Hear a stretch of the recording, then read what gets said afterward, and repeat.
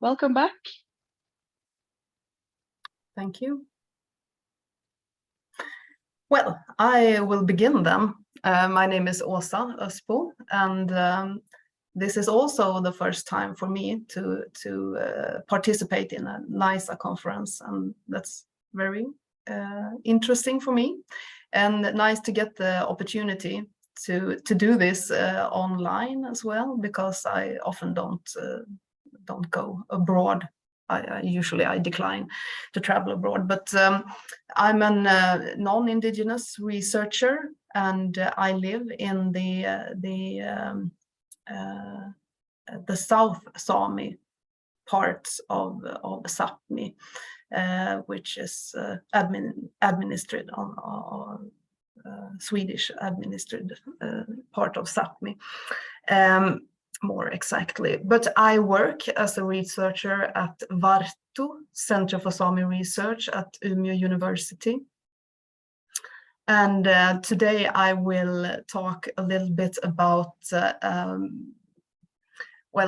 something that has interested me for a long time, but now it is part of my this project that I'm working in with it, which is financed by the Swedish Energy Agency, actually.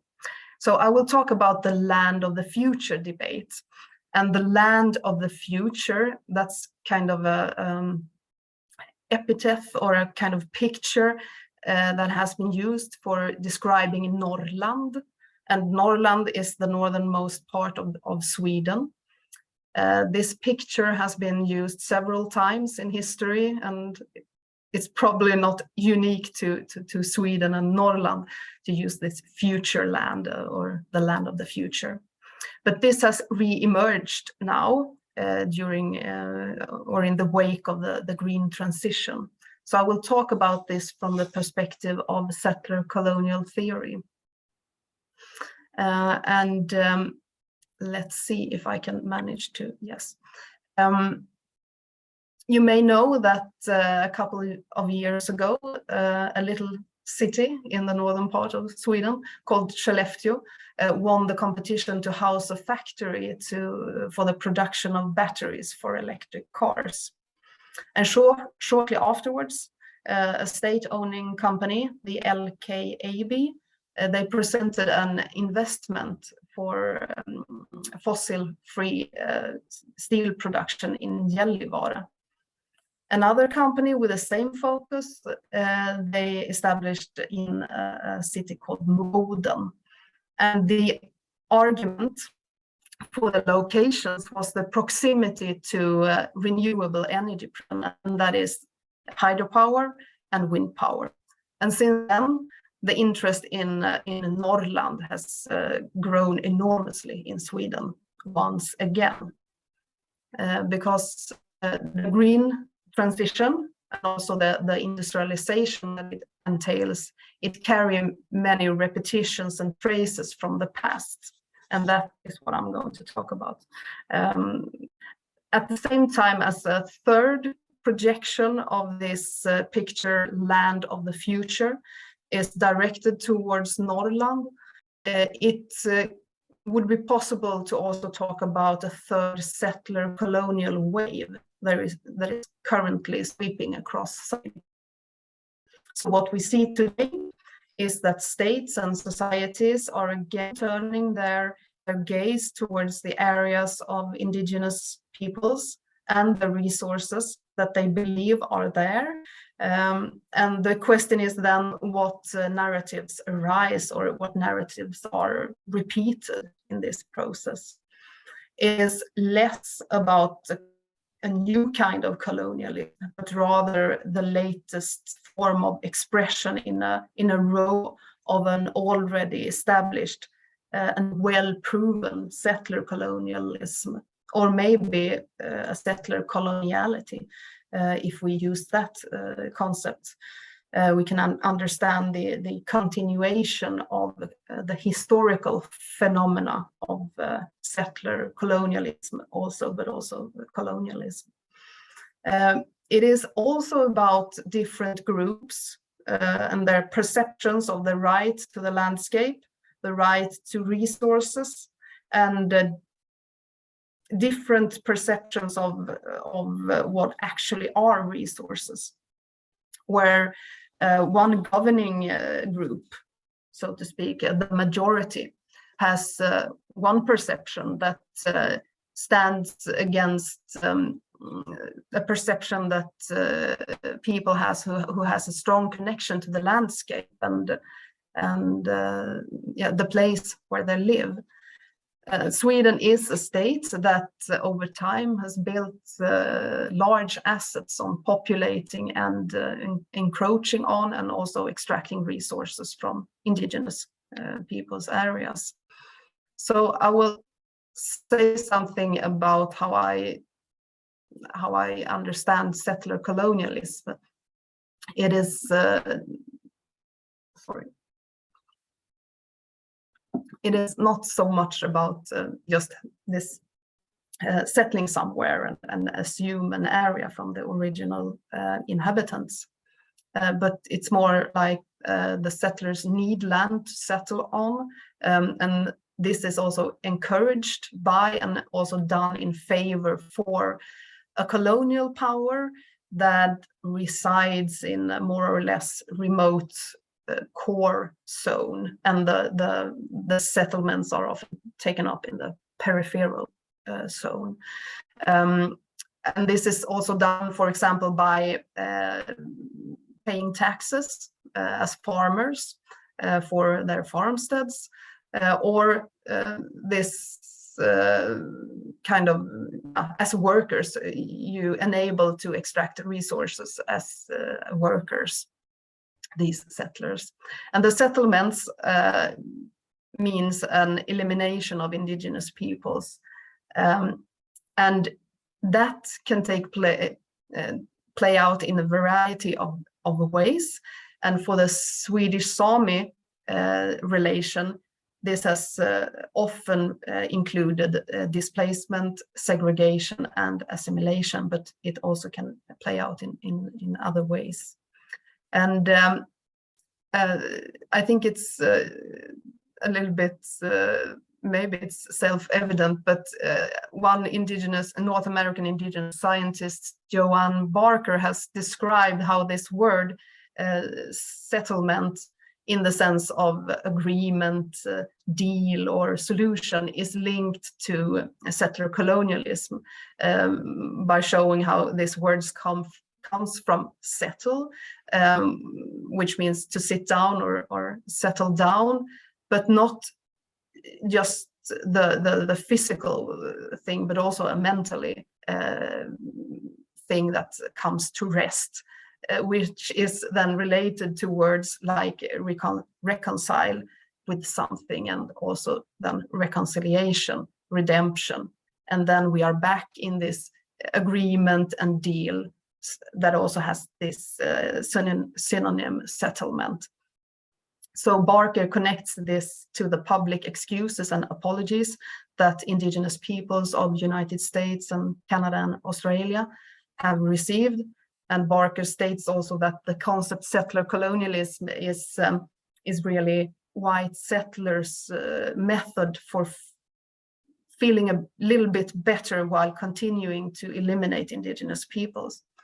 And the redemption with state politics, like, for example, truth commissions, maybe. But foremost, these public apologies, it doesn't go further than just these politics of apology or excuses. And then you can go on with a business as usual. Although the Sámi in Norway and Sweden has received this public apology, the recent Swedish government decision on approving the further concession of a mine at Gallok in the heart of Sámi traditional lands certainly underpins Barker's conclusion. And something else that is a bit typical to settler colonial communities is that the settlers gradually make themselves indigenous or native to the country or place they have settled in. So in research, this has been called self-indigenization, non-indigenous peoples that are appropriating an indigenous identity, which leads to the erosion and undermining of indigenous people's rights. And this has been brought forward by researchers like Liro and also by Laura Junke-Aikiu, which we'll present today. And in the Swedish context, this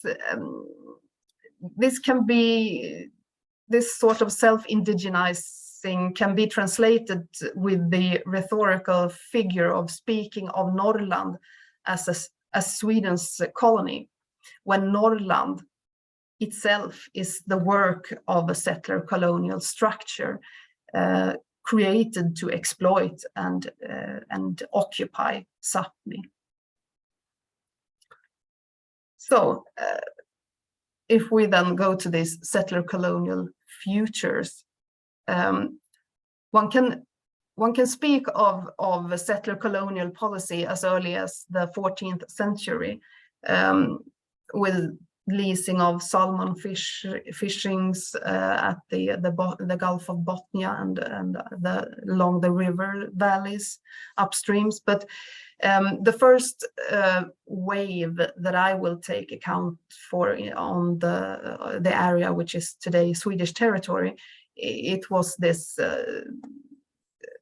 the things that happened in the aftermath of the discovery of valuable minerals in the alpine areas of Nasavarre and Nasafjäll in the 1630s, and then in the Luleå Sámi area in the 1660s and 1670s. Then Sámi were forced to transport silver ore from the mountain areas to the coast, and they rather fled to Norway than tormented their reindeers with these heavy trails. So to facilitate this ore transportation, the first judicial colonization tools were developed in the Lappmark Plakat, 1673, and then also Lappmark regulation in the middle of the 18th century. But colonization did not start in earnest until the 19th century, actually. So this can be the first time that Sweden described Norrland as the land of the future. But it was in terms of, in Norrland we have an India of our own, only we rightly understand how to use it or take advantage of it. So that was the first round of the land of the future discussion. In the middle, towards the end of the 19th century, the second settler colonial wave came. One can say it's kind of industrial one, but it is also coupled with agrarian colonial processes. So this was foreshadowed by different actors discovering the new value or the value of the forest, the large forest that was in this area. So politicians, they start to promote settlers to stay in the Sámi areas, if you may say so. And it was also a second wave that the land of the future projections was directed on Norrland. And the value of the forest was discovered by forest companies and the state and individuals. And it was this process called delineation process. In Swedish, it's called avyttringen. And now this was added to this kind of main course where state ownership was the result. State ownership of all land that was left from this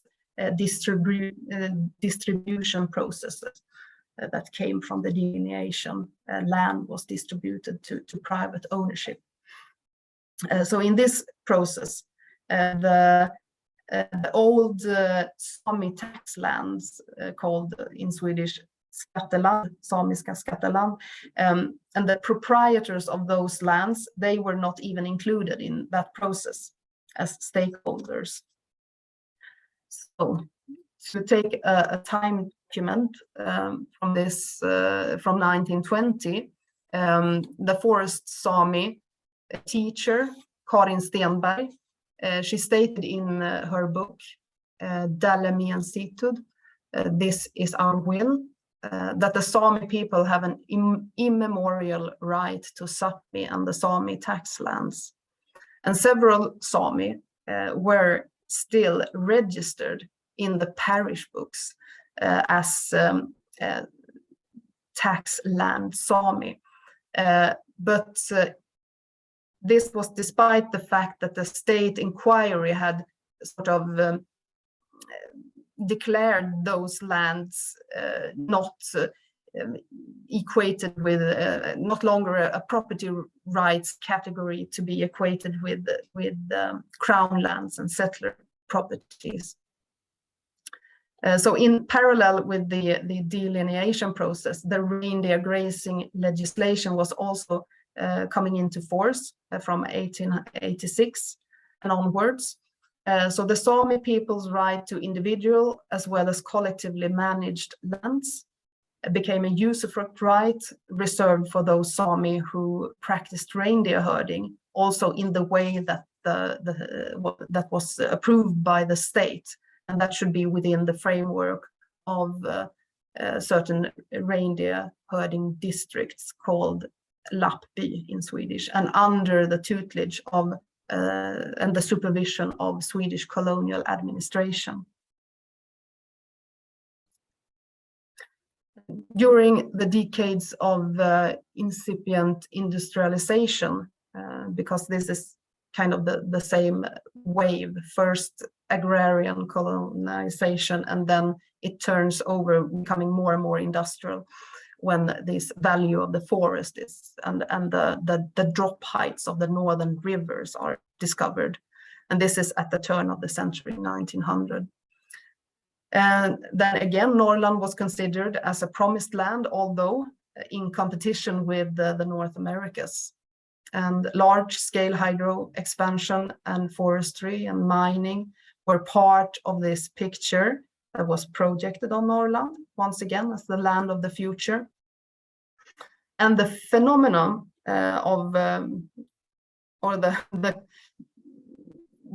this incorporates also the company site, which was built around the power plant at Porjus, which I have studied in more detail.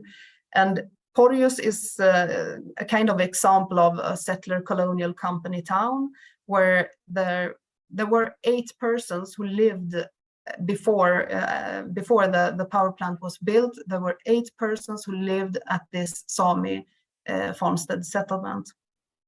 And after 2 years, there were over 300 persons who were permanently living there, and over 2,000 who worked and stayed in the area. So in a couple of years, this Sámi farmstead settlement, with also 2 reindeer herding communities that passed on their spring and autumn migration, this area was transformed to a Swedish industrial society with one of Sweden's largest working places at the time, and also a predominantly non-Sámi population. So Porjus is an example of Swedish settler colonialism, I argue.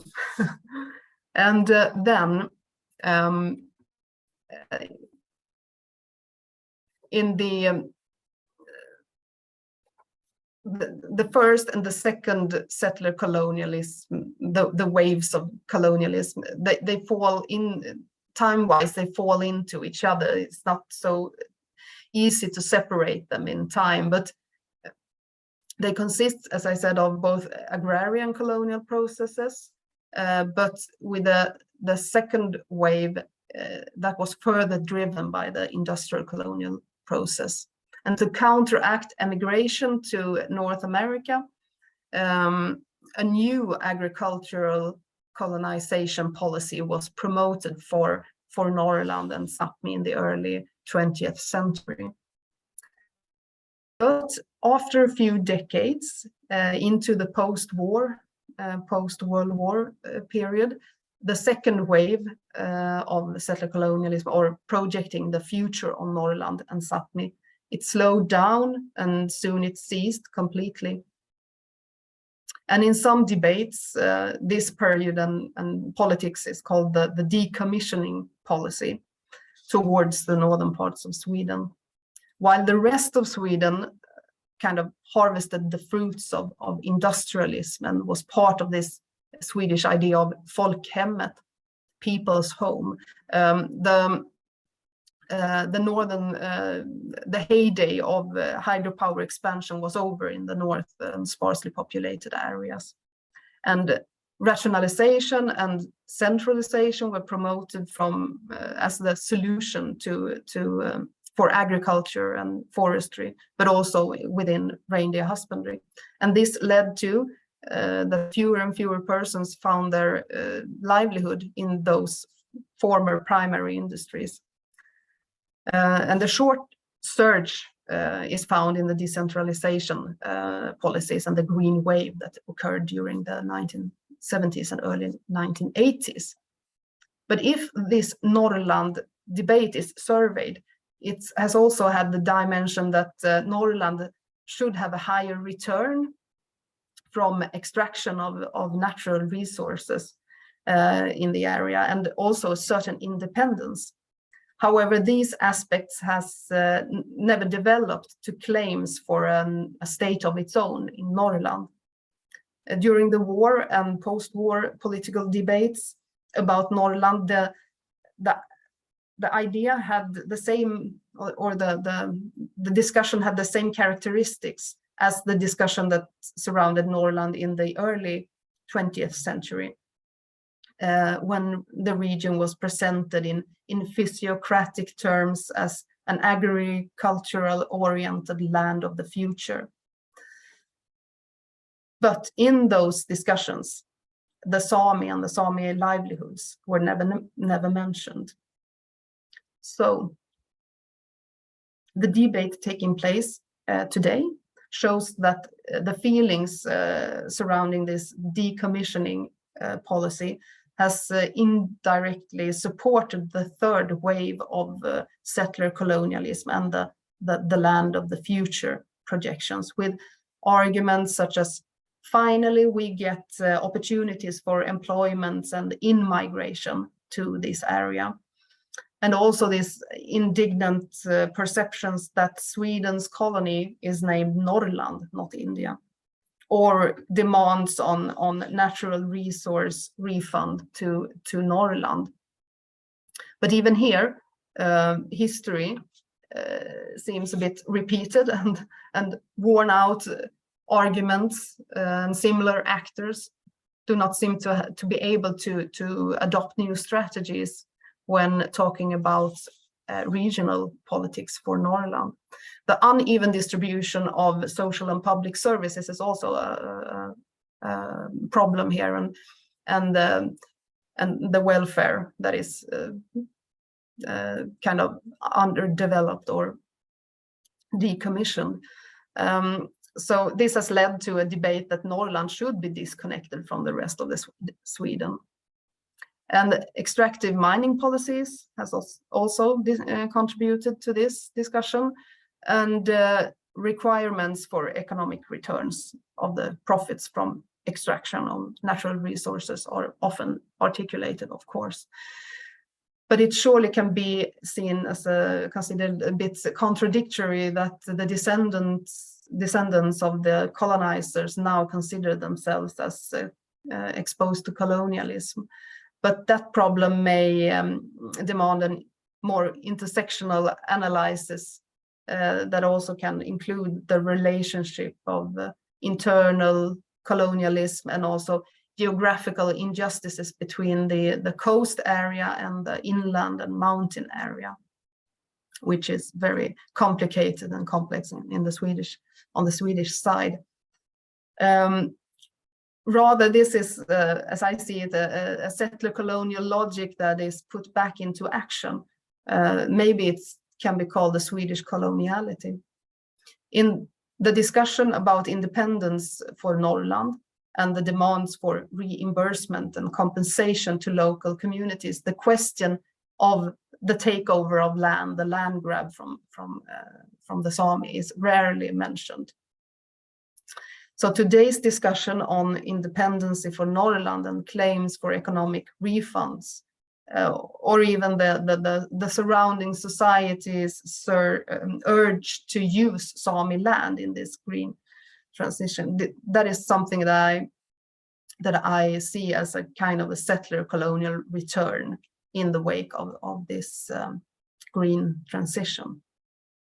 And yeah, that was my presentation. Thank you so much. Are there any questions or comments?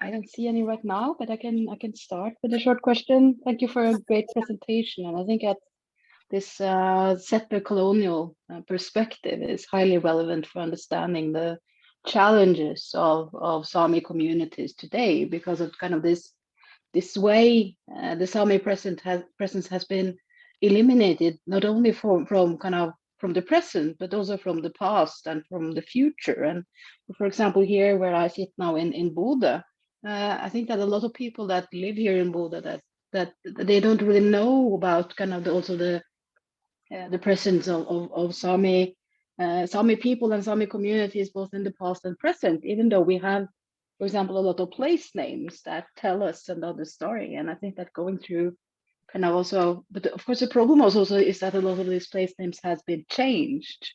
Not far from the city center, we have, for example, a place called Bestemor-enga, which means the Norwegian grandmother's field.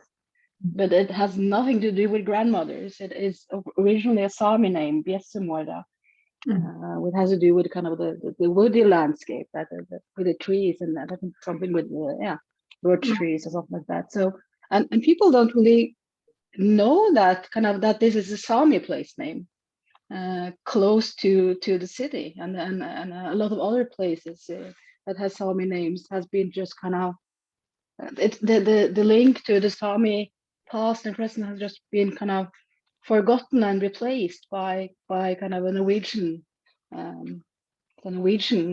society.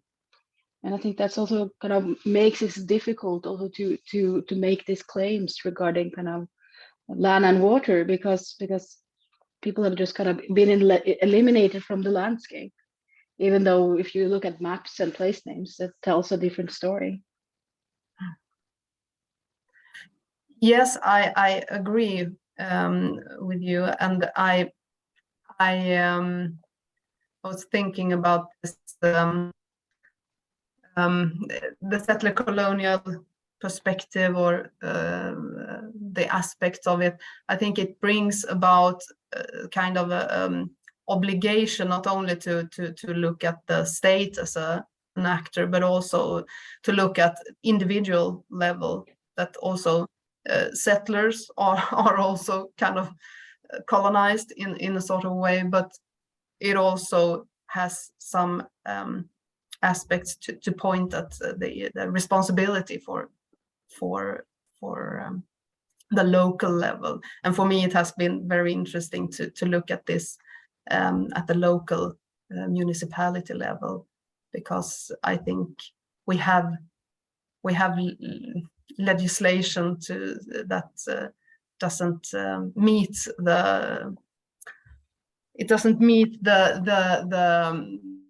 the claims that are on the national level, that the municipalities shall provide, but they they don't have the resources, and then they kind of become more settler colonial because they have to, because they don't. Yeah, it's complicated, but I think I see many connections with that kind of perspectives.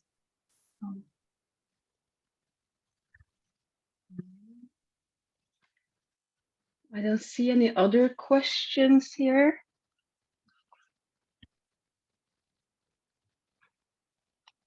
Yeah, Carol. Thank you so much for your fascinating presentation, Åsa. So at least 2 comments, and we'll see where the 2 comments take me in terms of a question or 2. I'm reminded that Norway, while still part of the Swedish Empire, in the mid 19th century, Norway officially declared Finnmark as a colony. I'm reminded of that. And then I'm reminded that the small group of US political scientists who have studied Native Americans have spoken of the invisibility and erasures of Native Americans in the US. And this appears in part in the total ignorance of US citizens that place names from rivers to towns are actually of Native American origin. So a very famous river in the US is the Potomac. It runs alongside Washington, DC, the national capital. And the Potomac is of a Native origin. And people just don't know that. Another river, just as one more illustration, close to me, the Rappahannock, that's of Native origin. When I told students in one of my classes that my university and the town in which the university is located is on the territories, are on the territories of the Monacan Nation, mouths dropped open. They just didn't know. So elimination and invisibility is a reality that Indigenous peoples share across continents. Just kind of a comment on that. I usually, but I often get advised to not use that concept, but I want to use the concept invisibilization, because it's not that they are invisible, but the surrounding structure are making Indigenous peoples and the cultures invisible, kind of. But I often get the comment that that's not a word in English, and since I'm not a native speaking English person. So. Invisibility, erasure, these are terms that the small group of Americanists, that's a word in political science, who have studied Native Americans, they use the term invisibility, erasure, elimination of the Native American presence, which of course is articulated into different tribes, via this appropriation, often respelling of indigenous terms. And so